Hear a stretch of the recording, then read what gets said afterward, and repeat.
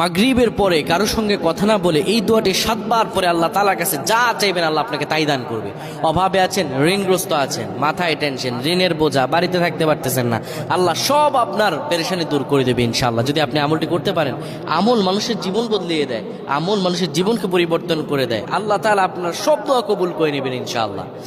মাগরিব নামাজের পরে কিবলামুখী হয়ে থাকবেন, কারোর সঙ্গে কথা বলবেন না, কারোর সঙ্গে কথা না বলে কিবলামুখী হয়ে আপনি পড়বেন আল্লাহুম্মা আজিরনা মিনান নার, আল্লাহুম্মা আজিরনা মিনান নার, আল্লাহুম্মা আজিরনা মিনান নার।